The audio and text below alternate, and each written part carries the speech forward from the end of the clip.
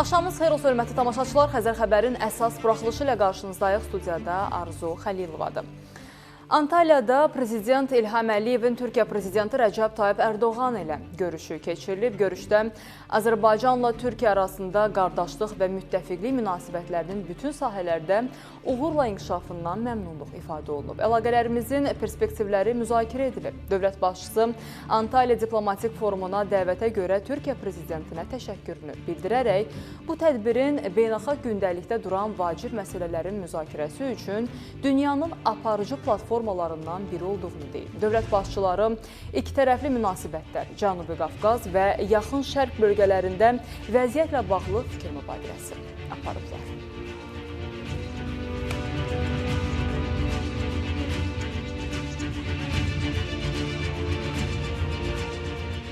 Prezident Antalyada Suriya Ərəb Respublikasının keçid dövrü prezidenti Əhməd Əl-Şara ilə də görüşüb.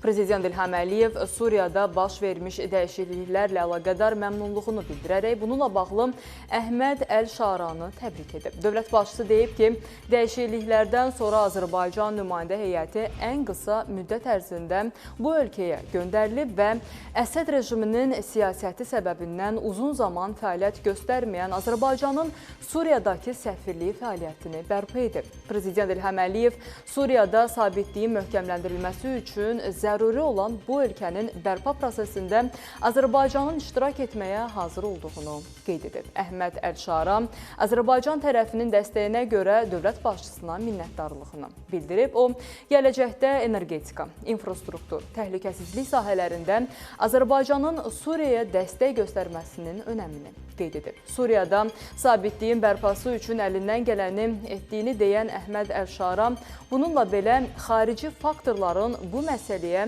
təsirindən narahatlığını vurğulayıb. Söhbət zamanı eyni zamanda Azərbaycan, Suriya, Türkiyə üçtərəfli əməkdaşlıq formatının inkişafı məsələsinə də toxunulub.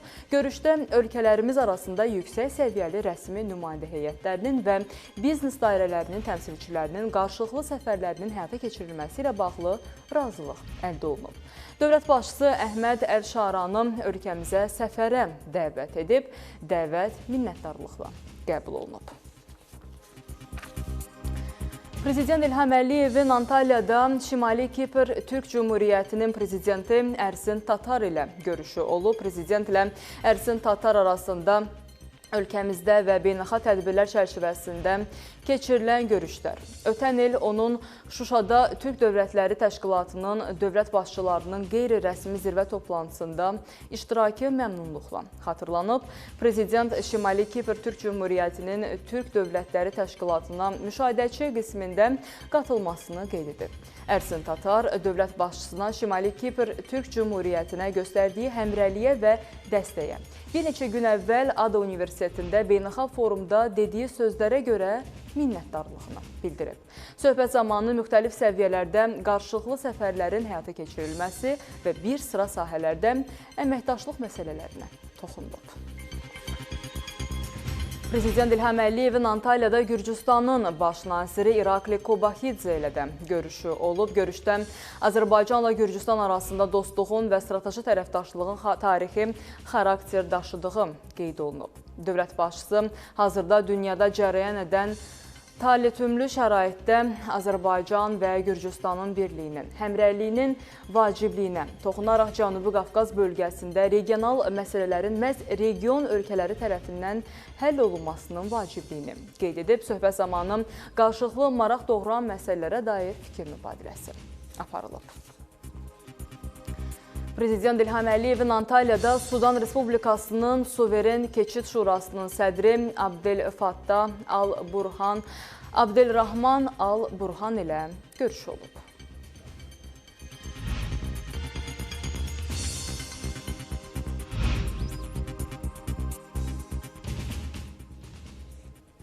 Türkiyənin Antalya şəhərində Antalya Diplomatiya Forumunun açılış mərasimi keçirilib. Azərbaycan Prezidenti İlham Əliyev və birinci xanım Mehriban Əliyeva tədbirdə iştirak ediblər. Tədbirdə əvvəlcə Türkiyənin Xarici İşlər Naziri Hakan Fidan, giriş nitqi ilə çıxış edib. O, forumun əhəmiyyətini vurğulayıb. Tədbirdə çox nüfuzlu qonaqların iştirak etdiyini deyib. Sonra Türkiyə Prezidenti Rəcəb Tayyip Ərdoğan çıxış edib. Türkiyə dövlətinin başçısı hazırda dünyada mövcud olan problemlərin müzakirəsinin vacibliyini vurğulayaraq bu baxımdan forumun roluna toxunub. Qeyd edək ki, qlobal çağırışlarla bağlı müzakirələrin aparılması, onların həlli yollarının tapılması kimi məsələlər də dünyanın aparıcı platformalarından biri olan Antalya Diplomatiya Forumunda 20-dən çox dövlət və hökumət başçısı, 70-dən artıq nazir olmaqla ümumilikdə 140 ölkədən 450-yə də yüksək səviyyəli nümayəndə iştirak edib. Forum çərçivəsində müxtəlif formatlarda keçiriləcək 50-dən artıq tədbirdə Yaxın Şərqdən Asiya və Sakit Okean hövzəsinə, Afrikadan Latın Amerikasına qədər geniş coğrafiyada qlobal çağırış və təhdidlərlə yanaşı, iqlim dəyişikliyi, ərzaq təhlükəsizliyi, rəqəmsallaşma, süni intellekt kimi dünya gündəmində mühüm yer tutan məsələlər ətrafında müzakirələr aparılacaq. Davam edir, hörmətli tamaşaçılar. Dərnəgüldən 28 may stansiyasına qatarların birbaşa hərəkəti dayandırılacaq. Buna səbəb qırmızı və yaşıl xəttlərin ayrılması layihəsi çərçivəsində Cəfər Cabbarlı və Nizami stansiyalar arasında birləşdirici tunelin inşa edilməsidir. Vətəndaşları maraqlandıran əsas məsələ 28 may stansiyası istiqamətinə necə hərəkət etməli olduqlarıdır. Belə ki, Xəzər Xəbər bu sualın cavabını əldə edib, odur ki, süjeti izləyək.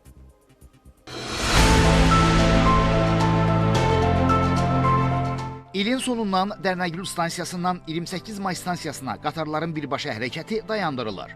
Bakı metrosunda qırmızı və yaşıl xətlərin ayrılması layihəsi çərçivəsində Cəfər Cabbarlı və Nizami stansiyaları arasında birləşdirici tunelin inşa edilməsi səbəbilə 28 may stansiyasından Dərnəgül stansiyası istiqamətinə doğru qatarların hərəkəti müvəqqəti olaraq təşkil edilməyəcək. Yəni, Nizami stansiyası yaşıl xətt üzrə müvəqqəti son dayanacaq olacaq. Depoda tikinti bitdikdən sonra artıq biz Cəfər Cabbarlı stansiyasını Nizami stansiyası ilə birləşdirən tunelin inşasına başlayacağıq. Bu 200 metrə yaxın bir tunel olacaq və funksiyası Cəfər Cabbarlını Nizami stansiyası ilə birləşdirmək olacaq. Məhz elə həmin vaxt 28 may metro stansiyası qismən bağlanacaq. Tutaq ki, siz Neftçilər stansiyasından Memar Əcəmi stansiyasına səfər edirsinizsə, siz nə etməli olacaqsınız? Neftçilər stansiyasından 28 may metrosuna gələcəksiniz, burada Cəfər Cabbarlı çıxışından çıxacaqsınız, alternativ nəqliyyat vasitələri ilə Nizami metro stansiyasına kimi gedəcəksiniz və oradan yenidən metro ilə səfərinizi davam edib Memar Əcəmi stansiyasına kimi gedəcəksiniz. Nizami stansiyasının birbaşa Cəfər Cabbarlı stansiyası ilə birləşdirilməsi ilə yaşıl xətt müstəqil şəkildə işləməyə başlayacaq. Birləşmə tunelinin tikintisi mürəkkəb geoloji şəraitdə həyata keçirildiyindən yerli və beynəlxalq mühəndislərin ilkin qiymətləndirmələrinə əsasən işlərin təxminən 1 il davam edəcəyi proqnozlaşdırılır.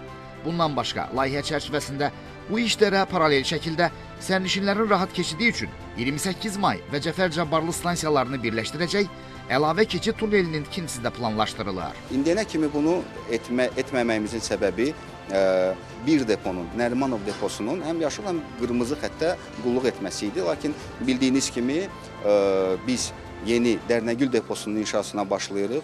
Bu Dərnəgül deposunun əsas funksiyası yaşıl xəttə qulluq etmək olacaq. Yəni yaşıl xəttin artıq özünün müstəqil deposu olacaq. Nərimanovda olan depo isə ancaq qırmızı xəttə qulluq eləyəcək. Və çox ağır geoloji şəraitdə baş verəcək bu proses. 10-11 ay ərzində inşaat başlandıqdan sonra 10-11 ay ərzində biz bu tunel inşasını bitirəcəyik. İçəri şəhər 28 may Həzaslanov xətti üzrə isə qatarların hərəkəti əvvəlki qaydada davam edəcək və bu istiqamətdə heç bir məhdudiyyət gözlənilmir. Əksinə, bu marşrutda intervalların daha da qısaldılması və xidmətin daha stabil həyata keçirilməsi planlaşdırılır. Nərmin Məmmədhəsənli, Yusif Kərimli, Xəzər Xəbər. Ötən gün Heydər Əliyev prospektində baş verən qəza ilə bağlı bəzi detallar məlum olub. Həm sürücünün gəlini, həm də həmin avtomobilin sahibi Xəzər Xəbərə danışıblar. Söz gedən qəza bəs ümumiyyətlə hansı səbəbdən baş verib, sürücünün səhhətində problem olub ya başqa səbəb var, həmin sürücünün ayağındakı elektron qolbağın səbəbi nədir? İzləyək. Ötən günün gündəmini zəbt edən avtomobil qəzası. Bəs belə ağlasığmaz qəzanın baş verməsinə səbəb nə olub? Sürücü qəribə səslər çıxarırdı, sonra qışqırmağa başladı. Həmin avtomobildə qadın sərnişinin mediaya verdiyi bu açıqlamadan sonra isə sürücünün ayağında elektron qolbaq olması xəbəri yayıldı. Əvvəlcə məlumat yayıldı ki, sözgedən şəxsin azadlığı dələduzluğa görə məhdudlaşdırılıb. Qəza törədən şəxsin oğlu Elvir Nəcəfov isə bildirdi ki, atasının banka borcu olub, qaytara bilmədiyinə görə də barəsində tədbir görülüb. Ayağına elektron qolbağın taxılması da bununla bağlıdır. Qəzaya düşən avtomobilin sahibi də məsələ ilə bağlı Xəzər xəbərə danışıb. O bildirib ki, narkoloji müayinədən keçdikdən sonra etibarnamə ilə taksi fəaliyyəti üçün avtomobili qısa müddət öncə Anar Nəcəfova veriblər. Lakin elektron qolbaq və onun taxılma səbəbindən xəbərsiz olublar. Onu bilmirdik. Xəbəriniz olmayıb? Sonradan bir deyil, qədə vaxtı. Biri deyir ki, bank borcu var imiş, ona görə taxtılar. Biri dələduzluq deyir, nə bilim, hər bir söz deyir. Bizim maşını sürürdü. Gördüm, narkolojidən keçdi. Bir də qarlaşdırma olacaqdır. Sürücünün gəlini isə bildirib ki, qəzaya səbəb onun ayağında qıcolmanın baş verməsidir. O, Anar Nəcəfovun cəmi 2 gün idi ki, taksidə işlədiyini deyib. Qəza səbəbi olub ki, mənim qaynatamın elə bil ayağında sudurğası var idi. Evdə bəzi zamanlarda tuturdu. Maşın sürdüyü yerdə sudurğa tutub ayağına, yəni ayaq qalıb qazın üzərində. Vəssalam. Yəni biz xəstəmizdən rahatıq, ailəmiz üzrə rahatçılıq içindəyik. Daxili İşlər Nazirliyi də işə baxır. Rəsmi şəkildə sizə məlumat veriləcək. Artıq əksik yazanlar haqqında, yəni demək istəyirəm ki, hər şeyi səbirlə gözləyin. Qonşusunun sözlərinə görə də onun ayağında narahatlıq olub. Nəsə ayağında problem var idi. Biraz axsayan kimi idi. Eşitdiyimə görə tok vurmuşdu, nəsə onunla əlaqədar imiş. Maşın sürə bilirdi amma sürürdü, rahat sürürdü. Qəza ilə bağlı taksi şirkəti olan Boltdan isə bildirilib ki, həmin avtomobilin buraxılış kartı 8 aprel tarixində ləğv olunub. Sürücü əvvəlcədən bu barədə məlumatlandırılıb, lakin texniki səbəblərlə əlaqədar sistemdə bloklanma prosesi müəyyən vaxt tələb edir. Minaya Zamanova, Davud İbrahimov, Xəzər xəbər. Paytaxtda yerləşən məktəblərdən birində bədbəxt hadisə baş verib. Belə ki, 8-ci sinifdə təhsil alan uşaq məktəbin 2-ci mərtəbəsindən yıxılıb. İddialara görə onun yıxılmasına səbəb sinif yoldaşları ilə aralarında yaranan mübahisə olub.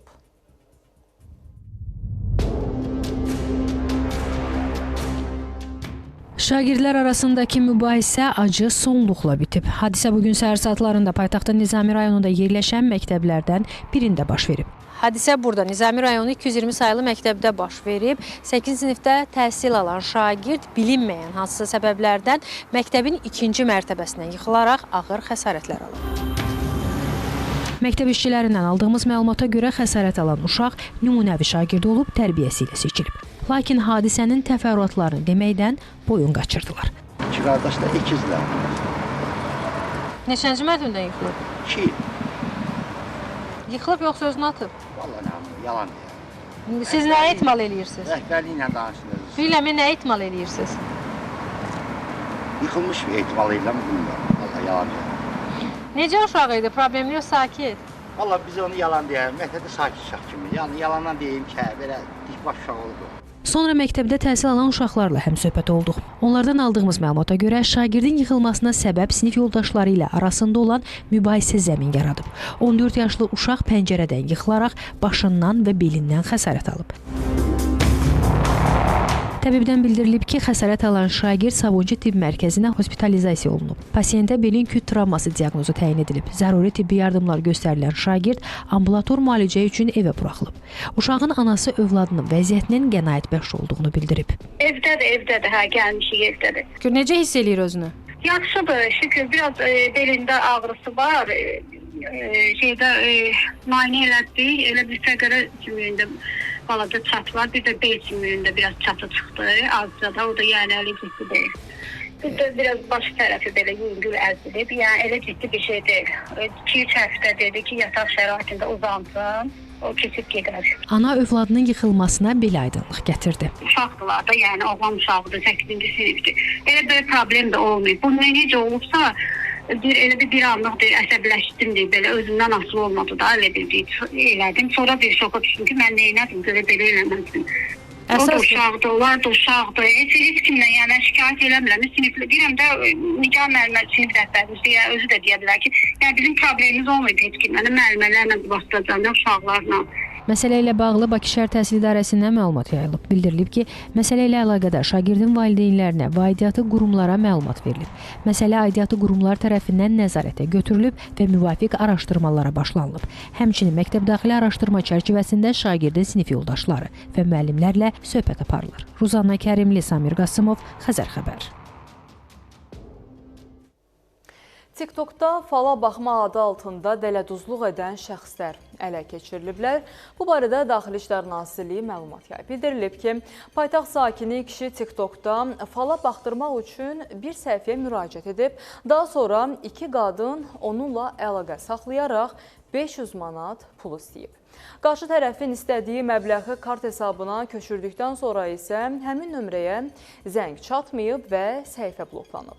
Zərər çəkən polisə müraciət edib və Suraxanı rayon polis idarəsinin 32-ci polis bölməsi tərəfindən aparılan araşdırma nəticəsində 46 və 24 yaşlı qadınlar saxlanılıblar.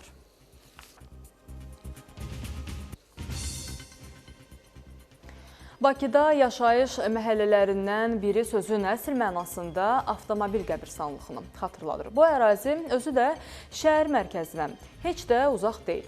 Yasamal rayonunda Həsən bəy Zərdabi küçəsindən söhbət gedir. Xəzər xəbərə müraciət edən sakinlər bildirirlər ki, aylardır, hətta illərdir ki, hansısa şirkət tərəfindən avtomobillər gətirilərək onların həyətlərinə doldurulub. İstifadə edilməyən həmin maşınlar isə uzun müddətdir oradan götürülür. Köhnə, təkəri boşalan maşınlar və s. Millət cəmaatda maşını saxlayanmır. Hamısı görsən, bax, görür, bax. Hamısı metal olmaqdır. Bir dənə sarmaq maşını yoxdur. 3-4 ildir bu maşınları gətirib atıb kimsə bura. Sahibsiz maşınlardır hamısı qəza vəziyyətində. Qalıb ekologiyanı da pozurlar. Sakinlər də saxlamağa yer tapdılar maşınlar üçün. Sanki bina həyəti yox, avtomobil qəbirstanlığıdır. Biri qəzalı, başqa birinin isə illərdir sürülmədiyi ilk baxışdan bəllidir. Yer tapılmayan avtomobillər isə ağaclıqda saxlanılıb. Bura Yasamal rayonu Həsən bəy Zərdabi küçəsi 17-51 ünvanıdır. Həmin ünvanda yerləşən yaşayış binalarının həyətinə vaxtilə taksidə sürülən avtomobil icarəsi şirkətlərinə məxsus maşınlar atılıb. Yasamal rayonu ərazisində bir neçə yaşayış binasının məhəlləsi sözün həqiqi mənasında avtoparka çevrilib. İllərdir istismar olunmayan avtomobillər gətirilərək bura atılır və demək olar ki, ərazidə 50-dən artıq istifadəsiz avtomobil var. Sakinlər deyirlər ki, bu avtomobillərin əksəri hansı avtomobil kirayəsi ilə məşğul olan şirkətlərə məxsusdur. Məlumata görə, həmin şirkət əməkdaşları uzun müddətdir ofisi bağlayıb, avtomobilləri isə burada tərk eləyərək gediblər. Çoxdan deyim, elə mən bura gəlinə 2 il bunlar burada görə belə. İstəmir, düz. 2 il artıqdır. 2 ildən istəmir. Nə də götürmüş cəmaat maşını saxlasın. Axşam cəmaat gəlir, maşına parçası qaratı saxlayırlar. Yer tapır saxlamağa. Yazmışıq, yazmışıq. Bunun sahibi tapılsın, yığışdırsınlar da, bu olmaz, aparsınlar bunu harcısı dayanacaqda saxlasınlar və yaxud da ki, nə tərsə bunlar utilizasiya olunmalıdır. Köhnə maşınlardır, həm ekologiya ziyandır, həm uşaqların oynamağına, həm həyətdən keçib gəlməyə, burada hərəkət eləməyə heç cür imkan olmur. Bu avtomobillərin hansı şirkətə, kimlərə məxsus olduğu hələlik bəlli deyil. Sakinlərin istəyi, aidiyyəti qurumların bu problemə reaksiya verməsi və bu ürək bulandırıcı mənzərənin aradan qaldırılmasıdır. Bakı Şəhər Dövlət Yol Polisi İdarəsindən Xəzər xəbərə bildirildi ki, vətəndaşların müraciəti əsasında həmin ərazidə tədbir görüləcək. İslam Əşrəfov, Yusif Kərimli, Nuraynə Sultanova, Xəzər xəbər. Milli Məclisin bugün keçirilən iclasında bir sıra önəmli məsələlərə diqqət çəkilib. Belə ki, plana düşən evlərin söküntüsü zamanı tikinti şirkətləri ilə sakinlər arasında narazılıq yaranması gündəmə gətirilib və bir sıra təkliflər irəli sürülüb. İclasda həmçinin Bakı və Sumqayıt apellyasiya məhkəmələrinə yeni hakimlərin təyinatı da təsdiqlənib. Önəmli məsələlərdən biri də gizirlərə, miçmanlara, zabitlərə və kursantlara intizam tənbihi qaydasında həbs cəzası tətbiqinə dair normaların ləğvi ilə bağlıdır. Mənzillərin qiymətləndirmə məsələsində problemlər meydana çıxır. Bu sözləri Milli Məclisin Komitə sədri Fazil Mustafa parlamentin bugün keçirilən plenar iclasında deyib. O qeyd edib ki, sahibkarlar 16 min mənzil sökürlər. 70 insanla razılaşırlar, bir ikisi ilə razılaşa bilmədikdə problem yaranır. Bu çox ciddi mübahisələr yaranır. Təbii ki, mülkiyyətçi kimi vətəndaş haqlıdır. Öz mülkiyyətini hər kəs istəyər ki, baha qiymətə satsın. Amma burada optimal qiymətləndirmə məsələsində mübahisələr çıxır. Burada nəyi təşrifi səsləndirmək istəyirəm? Mütləq bizim məhkəmə praktikasında ya tövsiyə edici, ya plenum qərarı, ya hansısa bir formada bu tətbiq olunmalıdır ki, optimal qiymətlər müəyyən olunmalıdır. Yəni, nə qədər mənzilin kvadratından artıq mənzil verilməlidir və minimum nə qədər vəsait ödənməlidir ki, problem dərhal həll olunsun və tikinti başlasın. Gizirlərə, miçmanlara, zabitlərə və kursantlara intizam tənbihi qaydasında həbs cəzası tətbiqinə dair normalar ləğv olunur.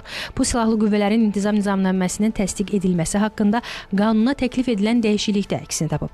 Kursantlara bir sıra normalar tətbiq ediləcək. Bundan başqa layihədə kursant hərbi rütbəsini əskər, matros hərbi rütbəsinə bərabər tutulması, normativ hüquqi aktlara nəzərdə tutulmuş hallarda kursant hərbi rütbəsində ehtiyata buraxılmış hərbi qulluqçuların ehtiyatda olma müddətinin qanunvericiliklə əskər və matroslar üçün müəyyən edilmiş ehtiyatda olmanın son yaş həddinə uyğun hesablanması, gizirlərə, miçmanlara, zabitlərə və kursantlara intizam tənbihi qaydasında həbs cəzasının tətbiq edilməsi barədə normalarda nəzərdə tutulur. Bakı, Sumqayıt, Şəki, Şirvan apellyasiya məhkəmələrinə yeni hakimlər təyin edilib. Müzakirələrdən sonra bununla bağlı qərar qəbul edilib. Plenar iclasda həmçinin enerji resurslarından səmərəli istifadə və enerji effektivliyi haqqında qanuna dəyişiklik 3-cü oxunuşda təsdiq edilib. Dəyişikliyə əsasən istehsal proseslərində və əsas məqsədi işıqlandırma olmayan məhsullarda xüsusi istifadəsi nəzərdə tutulan közərmə lampaları istisna olmaqla dəyişən cərəyan dövriyyəsində işıqlandırma məqsədi ilə istifadə edilən elektrik közərmə lampalarının idxalı, istehsalı və satışı qadağan edilir. Hava gəmilərinin uçuşları üçün təhlükəli quşların kütləvi toplanmasına kömək edən obyektlər quranlar 10 min manatadək cərmələnəcək. Bu, İnzibati Xətalar Məcəlləsinə təklif edilən dəyişiklikdə əksini tapıb. Şəhla Poladova, Ruzana Kərimli, Vüsal Hüseynov, Xəzər xəbər. Bugün Bakı Hərbi Məhkəməsində davam etdirilən məhkəmə prosesində zərər çəkmiş Nazeykə Atakişiyeva ifadə verib, sualları cavablandırıb. 1954-cü ildə Xankəndi şəhərində anadan olan və orada yaşanmış Nazeykə Atakişiyeva ermənilərin Xankəndidə yaşayan azərbaycanlılara münasibətinin yaxşı olmadığını, 1988-ci ilin fevralından isə bu münasibətin çox pis şəkildə dəyişdiyini bildirib. O, Xankəndidə yerləşən Qarabağ İpək kombinatında toxucu işlədiyini, Robert Koçaryanın həmin kombinatda dəzgahların yağlanması işinə baxdığını, sonradan Komsomol katibi keçdiyini, Azərbaycanlılara qarşı fəaliyyətdə əsas adamlardan biri olduğunu bildirib. 1988-ci ilin fevralından başlayaraq iş yerindən çıxanda bizi saqqallılar gözləyirdi. Onlar Xankəndidən deyildilər, deyə o qeyd edib. Yaşadığı evin qarşısında ermənilər tərəfindən daşlandığını, təhqir olunduğunu bildirən Nazeykə Atakişiyeva deyib bunları və evimizin qapısını döydülər. Söyürdülər ki, buradan gedin. Ermənilər burada biz yaşayacağıq deyirdilər. Zərər çəkmiş 1988-ci ilin fevralında evinin talan edilərək dağıdıldığını, həmin vaxt Ağdama getdiklərini deyib. Qeyd edək ki, Ermənistanın hərbi təcavüzü nəticəsində sülh və insanlıq əleyhinə cinayətlər, müharibə cinayətləri, o cümlədən təcavüzkar müharibənin hazırlanması və aparılması, soyqırımı, müharibə qanunlarını və qaydalarını pozma, habelə terrorçuluğu maliyyələşdirmə, hakimiyyəti zorla ələ keçirmə, onu zorla saxlama və digər çoxsaylı cinayətlər törətməkdə təqsirləndirilən Ermənistan vətəndaşlarının məhkəməsi davam etdirilir.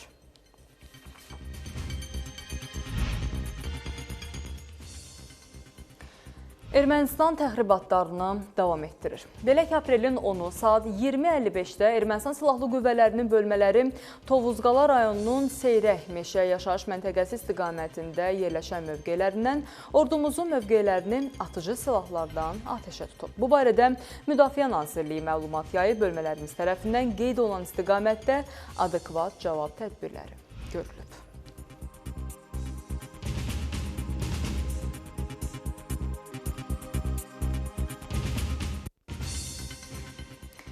Çin və Amerika Birləşmiş Ştatları arasında ticarət müharibəsi Pekinin ABŞ-dən daxil olan mallara rüsumları 125%-ə qaldırması ilə özünün kulminasiya nöqtəsinə çatdı deyə bilərik və Çin sədri Xi Jinping isə ticarət müharibələrinin qalibi olmadığını, bunun yalnız Amerika Birləşmiş Ştatlarının təcridinə gətirib çıxaracağını qeyd edib.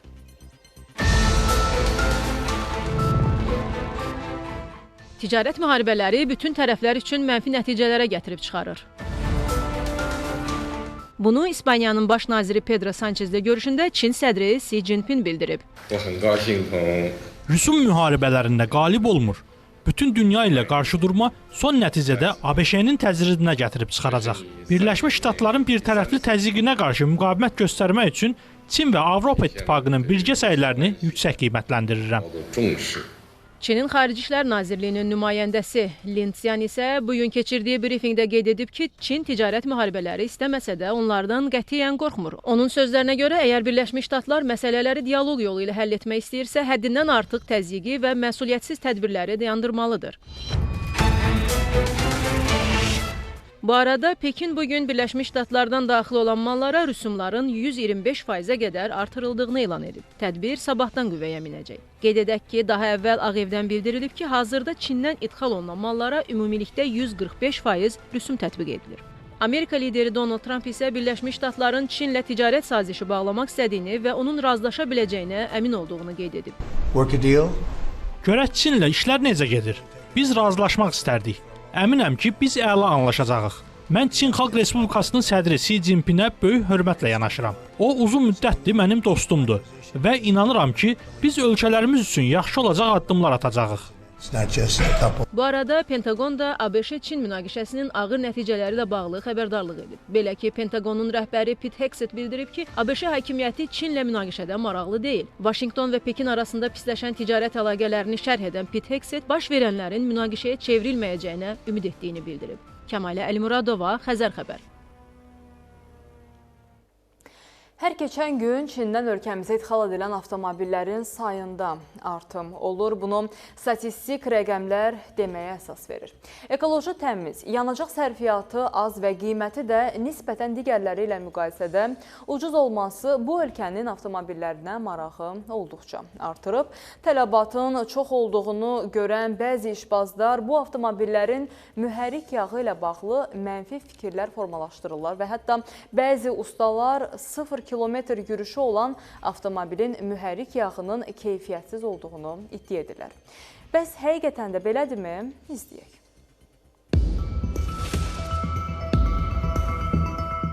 Yeni gətirilibsə mühərrik və transmisiyanın yağını mütləq dəyişmək lazımdır.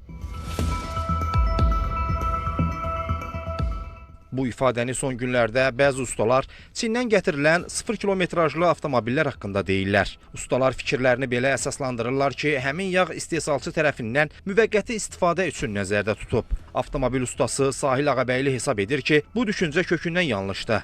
Ustanın sözlərinə görə heç bir avtomobilin kitabında bu barədə məlumat yoxdur. Kitabçada orada qeyd olunur ki, avtomobilin yağı nə zamandan bir dəyişilməlidir və hansı özürlü yağlar tökülməlidir. Bu haqda məlumat verir. Amma kitabçada heç bir halda qeyd olunmur ki, hər bir şəxs bunu alan kimi aparıb bunun yağını dəyişməlidir, mühərriyin və yaxud da ki, sürətlər qutusunun yağını dəyişməlidir. Elə bir hal heç bir halda yoxdur. Amma bir dənə nə var? Yağ istehsalçısı, avtomobil istehsalçısı xeyr. Yağ istehsalçısı deyir ki, 6-12 ay ərzində bu yağı istifadə etdin, etmədin. Mühərriyin içərisində əgər bir dövrə vurubsa, vurmasa heç bir problem yoxdur. Bir dövrə vurubsa 6-12 ay ərzində mütləq ki, dəyişmək lazımdır. Usta onu da əlavə etdi ki, yeni avtomobillərdə mühərrikin yağını 7000, sürətlər qutusunun yağını isə 80-100 min kilometrə qədər idarə etdikdən sonra dəyişmək lazımdır. O ki qaldı yeni avtomobildə yağın dəyişdirilməsinə, Sahil Ağabəyli deyir ki, bu Çindən ölkəmizə hər keçən gün daha çox avtomobilin idxal edildiyini bilən bəzi işbazların oyunudur. Bəli, hal-hazırda da detektorla da yoxladım, özünüz də gördünüz. Yağın 80% özürlüyü yerindədir. Heç bir halda bu yağı dəyişməyinə dəyməz. 7-8 min kilometr sərbəst sürə bilərsiniz. Bu da həmin bu avtomobildən, mühərrikdən alınan nümunə yağıdır. Yapışqanlığı da yetərlidir, hər şey qaydadadır. Yəni deyilən hamısı elə sizin dediyiniz kimi mifdir. Heç vaxt miflərə uymayın. Qeyd edək ki, təkcə ötən il ölkədə 29456 ədəd Çin istehsalı avtomobil qeydiyyata alınıb ki, bunlar da əsasən elektromobil və hibrid avtomobillər olub. Ramal Abdullayev, Ramil İbrahimov, Xəzər xəbər. Havaların qeyri-sabit keçməsi səbəbindən əksər dağlıq və dağətəyi rayonlarda məktəblərdə istilik sistemi fəaliyyət göstərir. Tovuzda pellet yanacağı ilə qızdırılan sobadan ayrılan dəm qazından 5 şagirdin zəhərləndiyi ehtimal olunur. Məktəblər xəstəxanaya yerləşdiriliblər. Sujet izləyək.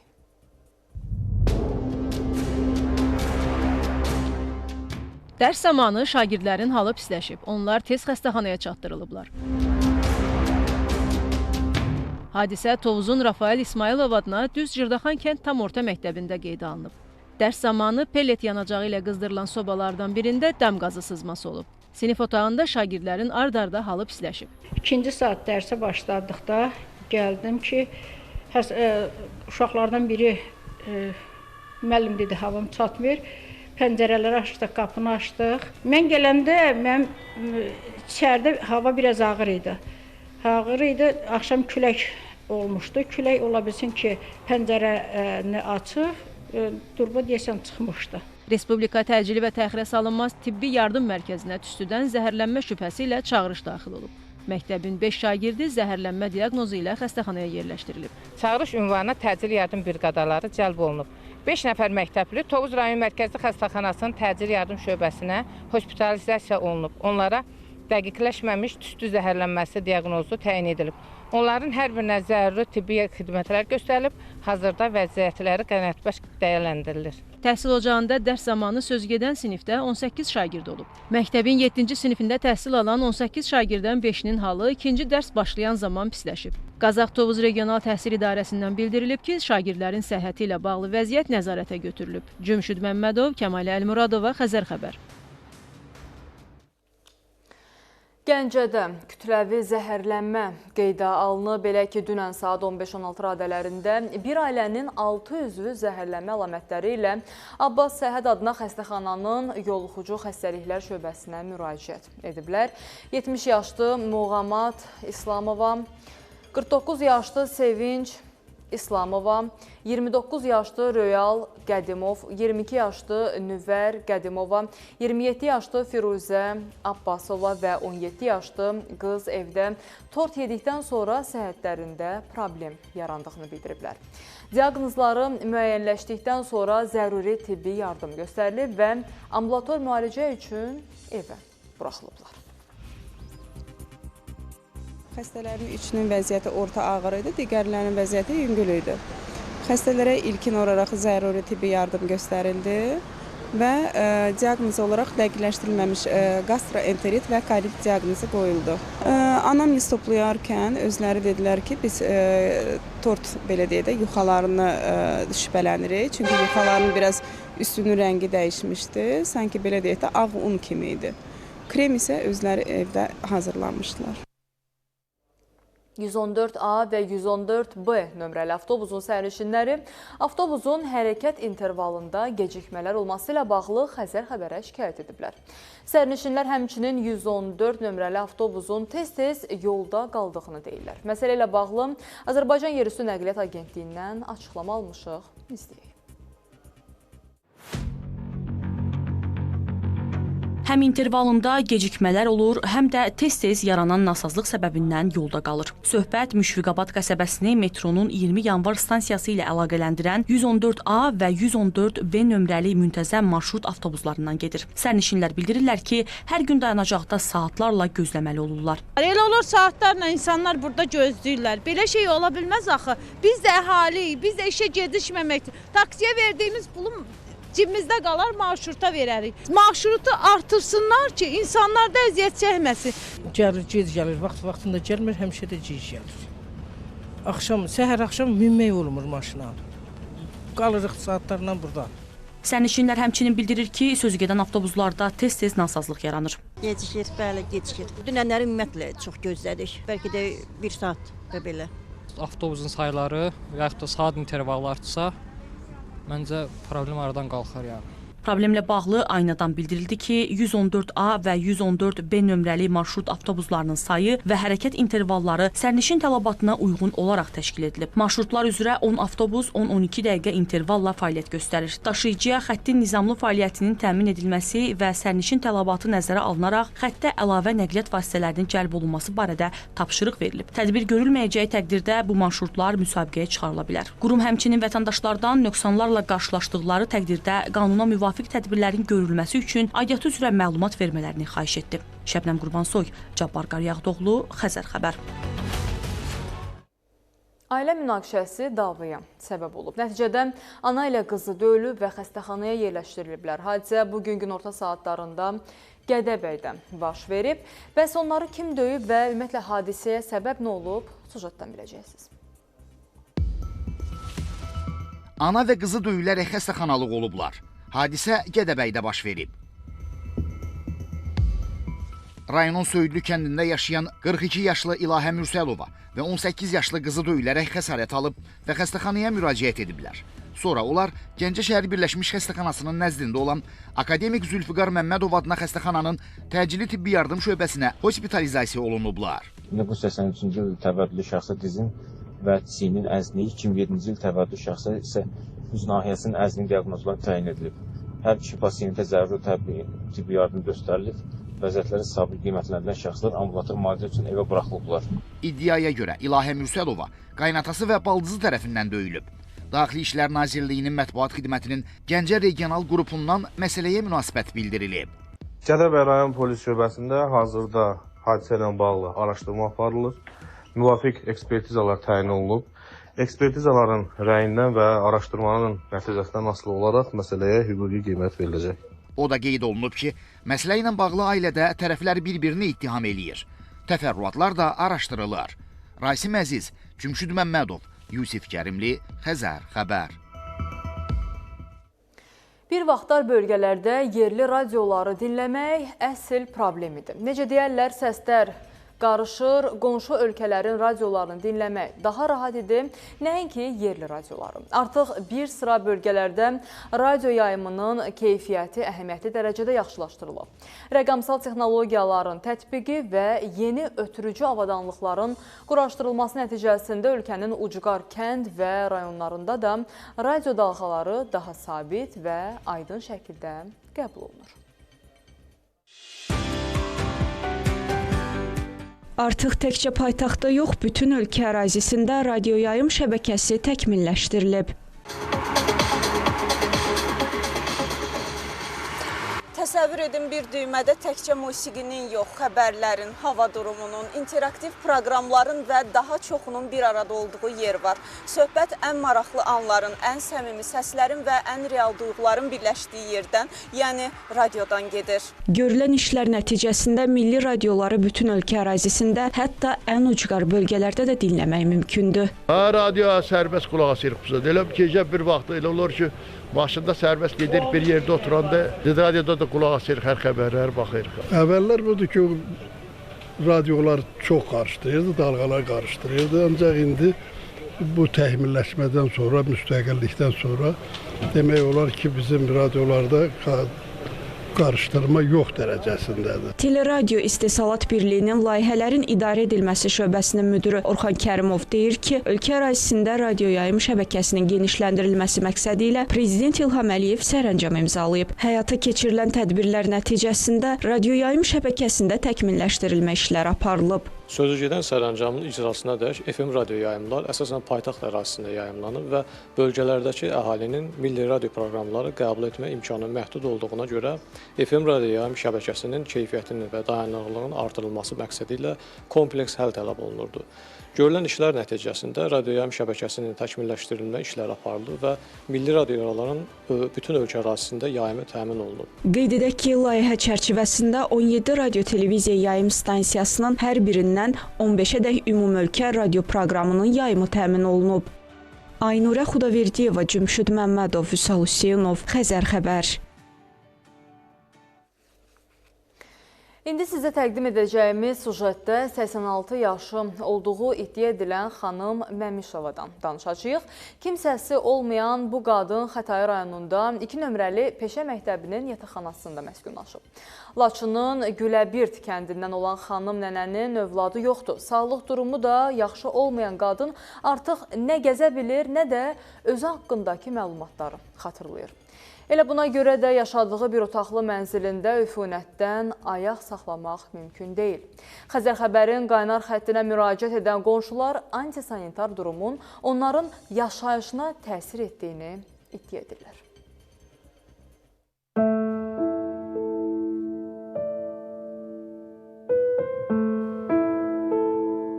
Kimsəsizdir, nə gələni var, nə gedəni. Adını güclə xatırlasa da yaşını xatırlamır. Düz 32 ildir. Xətai rayonundakı 2 nömrəli peşə məktəbinin yataqxanasında yaşayır. Əslən Laçının Güləbirt kəndindəndir.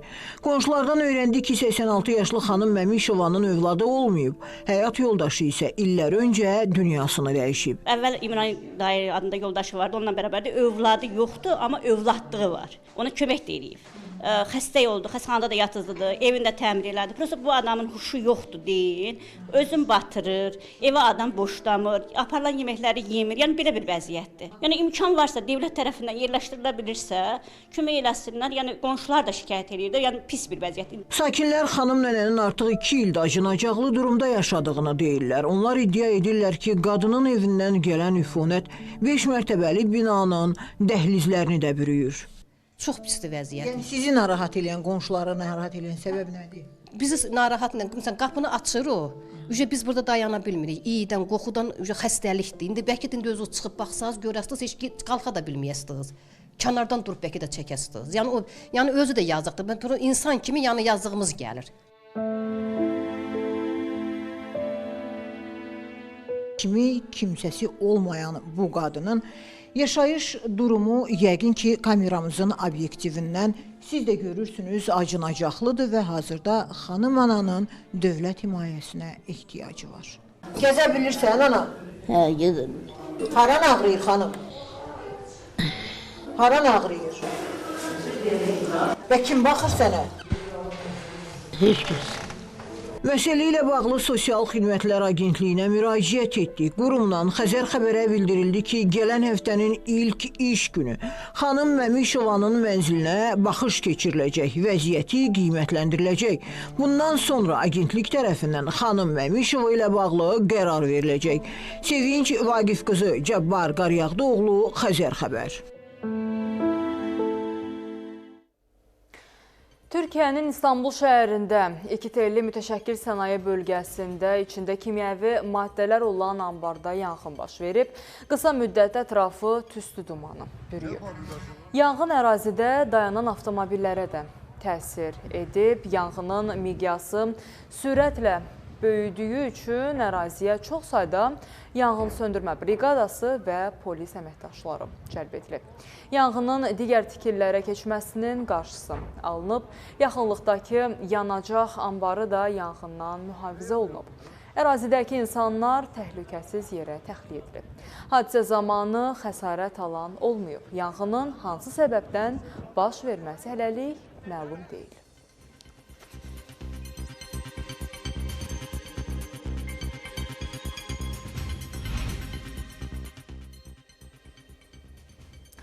Cərrah, mama ginekoloq, ekstrakorporal müalicə üzrə mütəxəssis doktor Cəlalettin Örnək 11 may tarixində Naxçıvanda sonsuzluqdan əziyyət çəkənləri qəbul edəcək. Baku Medical Plaza klinikasının Babək filialında isə ekstrakorporal müalicənin yeni qiyməti 1800 manat təşkil edir.